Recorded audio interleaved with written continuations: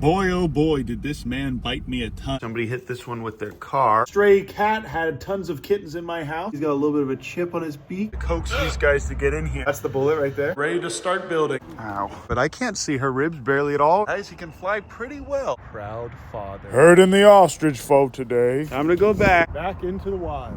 Good morning, everybody. Somebody dropped off this barred owl at the rehab because it was grounded. We can see that he's a little dehydrated from the stringy saliva in his mouth. Now that we're sub-permitted for raptors by All Things Wild, we can take care of him here. As you can see, this is not normal owl behavior. After a while, we realized he probably just got knocked out of a tree during a windstorm. He has no brakes on his wings, but he's acting a little bit goopy. So we're putting him in the incubator and treating him for head trauma. Okay, come on. We're also going to be temporarily rehoming our muscle mommy ostriches to another sanctuary only 20 minutes away. As you can see, I've gotten a lot better at herding these bad boys by myself nowadays. The horses escaped for today. Okay, guys, come on. Time to go back. All right, I just opened this up and the horses can have this whole area to hang out in now, including that little stable. Both those ostriches went to Mike's place and Mike has a sanctuary for them. He takes really good care of them. And now we have all of this area for the horses. I'm gonna fill this whole area here with sand. We have a whole round bale in here for the horses to eat if they need it. So now they have infinite food. And the baby really likes his adorable little house here. He's got his actual kangaroo food and a ton of alfalfa in here, and they're not piggy eaters, so he won't get colic and die if I give him free access to that. But look how sweet this little man is. And the ducks and chickens I don't need to do anything special for the winter because they are just fine. These guys will fall asleep on ice up north. And depending on how old this little girl is, she could have already slept on ice up north. Show me your baby or I'll eat you alive. Can we see a little foot again?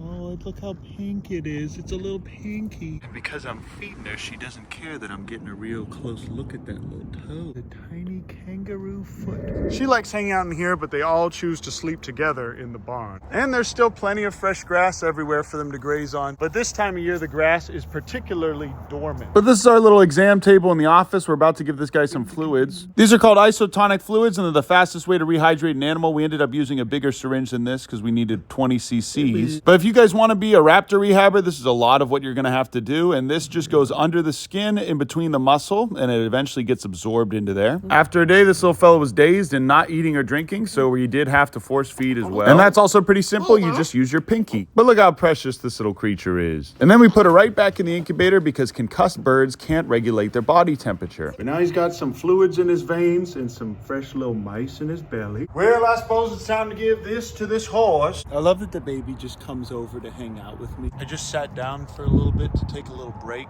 and the baby just came over here and started to hug me. He's such a perfect little man, and he will always be my adorable little baby no matter how big he gets.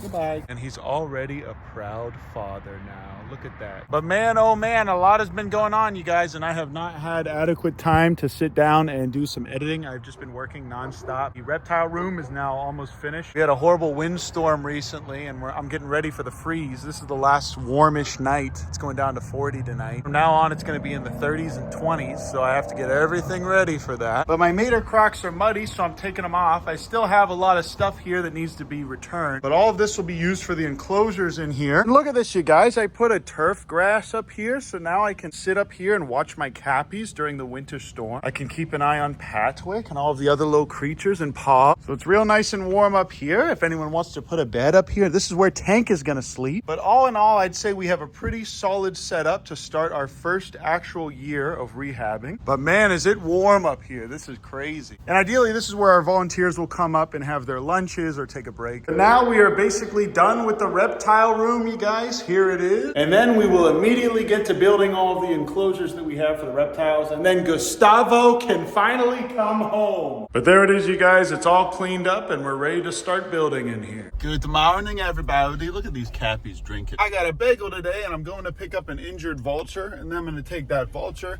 and our little owl to All Things Wild, because boy, oh boy, I can now legally take care of them by myself here. But man, is it hard to inject fluids into an owl when you are by yourself. And thankfully, the owl's starting to get a little bit more healthy now. But this is a grounded black vulture that a nice older couple found and put in their dog kennel. And I had to get on my hands and knees and grab this little guy and get him out of there. And while I was asking him to open up this little thing here, he bit me 3 to 4 times. Ow. Man, I really need to find my glove. But thankfully, that woman had some hand sanitizer. But their bites don't really hurt. But But still, if they break skin with their beak, that's probably one of the worst animals you could possibly have bite you. I was thinking about all the nasty things that thing ate in the last 2 months. His wing doesn't look too bad, but we'll see when we get the x-ray at All Things Wild. Boy, oh boy, did this man bite me a ton. Beautiful creature. And even though we're having the worst freeze we've had in a couple years in a week, it is a 70-degree day today here in Waco, Texas. As you guys can see, this owl is doing very well. It's day 3 of giving this owl fluids. But now he's drinking and eating on his own, so we can move him out to a flight pen. And I'm putting the tortoises in their yard because it's 70 degrees today. And here they can graze and eat as much as they want. We even have dandelions for them to eat in January. I just need to remember to bring them back in tonight before it gets too cold. But look how happy they are now that they're finally in the real sun. Okay, now these guys still have a grip strength of 200 PSI, so I'm gonna use a towel to kind of wrap over him, even though I don't think he's gonna try and talon me. Look at this precious little creature, you guys. Okay, on second thought, you know what? We might not need to take him to All Things Wild. Look at that. Heck yeah, maybe he just needed to be inside for a couple days and get on some fluid. Guys, he just flew down here to me. Look at this little creature. Now this is epic. Okay, I'm actually gonna move him into the other flight pen so we can finally use that. But look at this little fella, you guys. I'll thaw some mice out to give her to make sure that she's eating okay. And he already flew up into his little box, so I gave him a little bowl of water. I'm gonna put some mice out there for him later. But it's nice to see these flight pens finally being put to good use. It also means we can move this vulture into this more comfy enclosure here, even though he bit me 15 times today. But this little guy looks pretty happy in here. He's flying around. Good morning, home window. Oh, just kidding. This little guy won't even let me catch him again. Look, guys, he's using the fire hose. I do think we can make this perch better by putting a rod or something in it. It looks like he's having no trouble gripping to that. And I'm gonna leave some of these little thawed mice for him as well. Yeah, I've got an outlet. Ever heard of it? All right, everybody, we're here. After we brought him in, Kate sedated him so we could get a good x-ray on him. As you can see, these guys are obviously covered in mites. Look at all the little bugs crawling on his face. But we could see immediately from the x-ray that there was some kind of board or projectile in there, and you can see there was swelling around the shoulder. So this was from a blue heron. And this is a pellet. In my younger days, I used to shoot pellet guns a lot. And although vultures are protected and this is illegal, people still do. We were able to pull the pellet out of there, but it had done a lot of damage. But here's a bald eagle that had to be euthanized that's getting sent off to a Native American tribe. Also, a friend of mine from Austin dropped off this pregnant stray cat that gave birth in my living room. Look at that, you guys. He can fly pretty well all the way across this entire flight path. And now she's eating all on her own. But I think this owl just got knocked out during a windstorm. And because of that, this little guy probably just needed some fluids and some food for a couple days. But he's obviously healed from his head trauma now, and he's healthy enough to fly around this flight pen.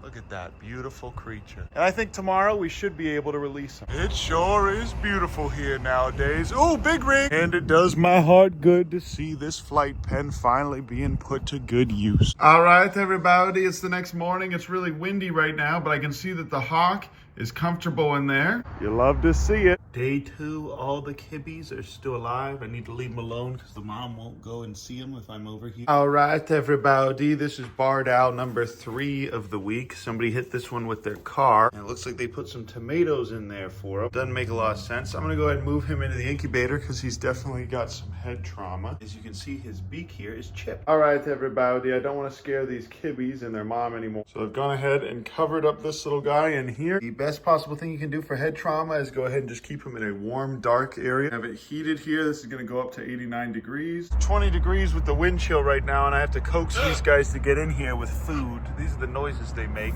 Oh, look at her rolling around in the hay. Beautiful little creature. All right, everybody, this owl is doing a lot better now. It's not acting dazed anymore or confused. His eyelids aren't droopy. I'm shining a flashlight in his eyes on purpose.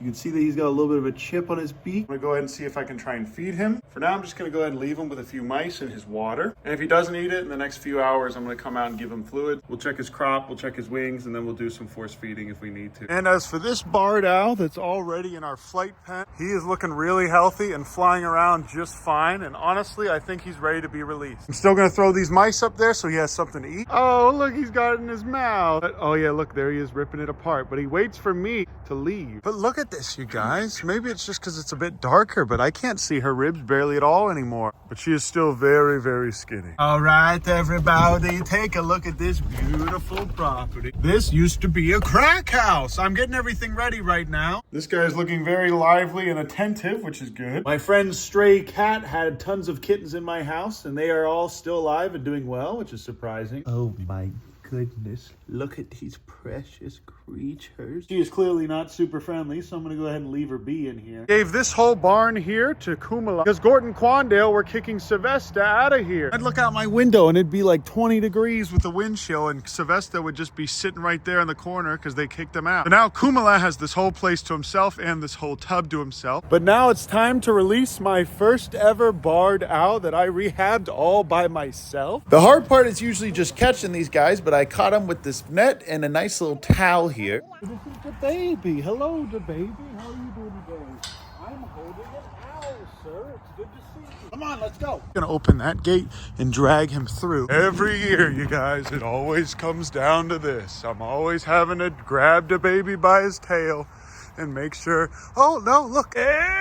And now if need be, I can go ahead and herd the kangaroos into here. And thankfully the kangaroos and the cappies are really good friends, so I don't have to worry about them hurting each other. They'll let each other come and go as they please.